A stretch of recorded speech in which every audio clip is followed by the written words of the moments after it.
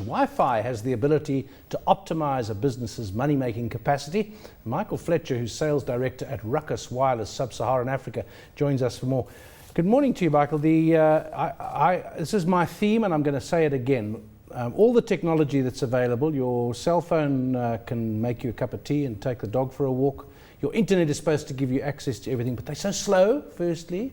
And secondly, the cell phone can't keep a signal. And you have to move around your house in order to keep the signal, and then you lose it, and the quality is bad. Isn't it time that this was fixed? Well, good question. Thank you for asking that. We're punting or pushing carrier-grade Wi-Fi. And I think in the past, Wi-Fi was sort of regarded as the device that you have at home. You connect it to your DSL modem, and it works. And if you go to the kitchen, it doesn't work. And Wi-Fi is defined as there's no cable plugged into the wall. Exactly right. But the carriers have looked at Wi-Fi as, I guess, the wicked, ugly stepchild. So although you are a wireless product, you're not in the same grade as what we are. And anyone that drives down the N1 and you're talking on your phone, you can pretty much say that carrier grade is not all it's cracked up to be, because it constantly drops. So we are looking at using Wi-Fi as a means of enhancing, or as a means of giving the carriers ability to offload data onto Wi-Fi. And what are the potential upsides for mobile companies, especially in South Africa and also on the African continent? Okay. Well, the most obvious one is cost reduction. You know, you can look at it however you want to, but it's definitely cheaper to do it with Wi-Fi. It's unlicensed. There's no requirement for spectrum. And we're just seeing, you know, consumers just want more and more and more data. I mean, we've got 2 Oscar events happening today, and people will be tweeting and people will be posting pictures. So you're just seeing that happening more and more. And you're finding that the networks just aren't able to keep up with it. So there's a few things that are quite interesting that are coming. The first one being location-based services. And what we see a lot of, you know, with loyalty companies, you go to a store, you swipe a card, and they can tell you what you have bought once you've bought it. And they can always tell you what has happened, but it doesn't really help in predicting anything into the future. So with location-based services, you can now track people's movements throughout a mall, but you get to identify who that person actually is, and you can then tie that back to a loyalty program. So you can say, oh, here comes this guy, he generally buys a lot of wine, and you can have something sort of in the wine section that can trigger, we've got a special on this particular wine this week. The signals that we get, to return to the quality of the signal and the speed of access and the quality of access, it reminds me of radio in the old days when you had medium wave and not FM and shortwave, and you had to put your radio next to the window and move it in a particular angle in order to get the signal. When are we going to be where you're walking through a shopping centre or in a building like this, and wherever you are in the building, your signal has quality? Well, with Wi-Fi, that's happening already. There's quite a few deployments in South Africa and in other parts of Africa as well.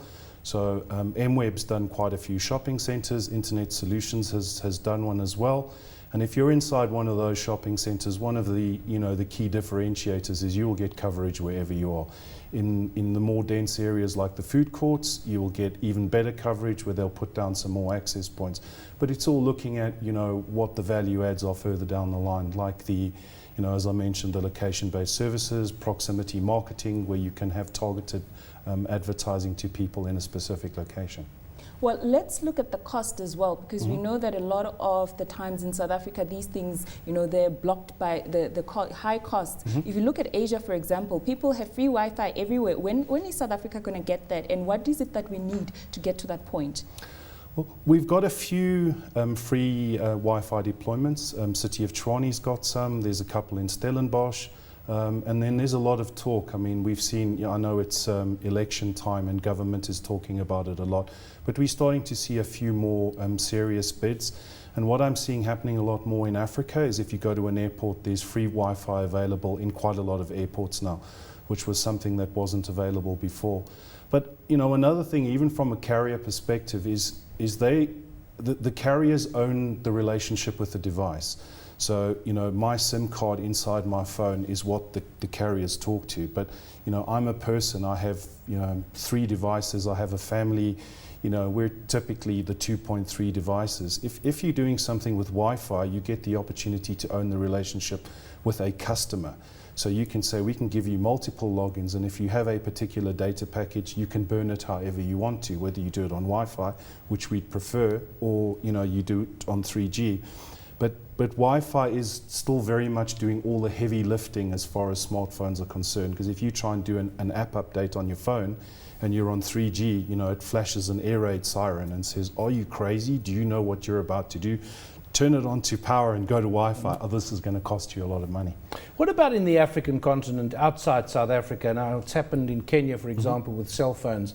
It's almost bypassed the previous technology. So the areas, particularly rural areas, that don't have the old technology, like fixed line, and they're not ever going to, because the new technology is serving the function. Is this comparable? Is the growth potential for this? Well, absolutely. What we're seeing in some of the less developed countries in Africa, and an example being DRC, Mali, Chad, they've leapfrogged 3G altogether. So they've gone from the old GPRS and they've gone straight to Wi-Fi. So they have all these Wi-Fi hotspots around. And they're even using them in clever ways. So I know one place in Kenya where they have a taxi rank where an awful lot of people gather and they want to move them somewhere else. They're putting Wi-Fi hotspots in the region where they want people to go. So instead of doing what typically happens where guys move in and force them away, they're going, look what we've got, so it's the carrot rather than the stick approach. So definitely, but also Wi-Fi, you can put up a single access point, you can see how it goes, and if you get the uptake that you want, you can put more. Whereas if you're doing it with the licensed stuff with the carriers, you need to get permission from the regulator, there's a whole lot that needs to be put into it, and if it doesn't work, you've spent a reasonably high amount of money. Well, interesting discussion indeed, Michael. Thank you very much for joining us. That was Michael Fletcher, who's the sales director at Ruckus Wireless for Sub-Saharan Africa.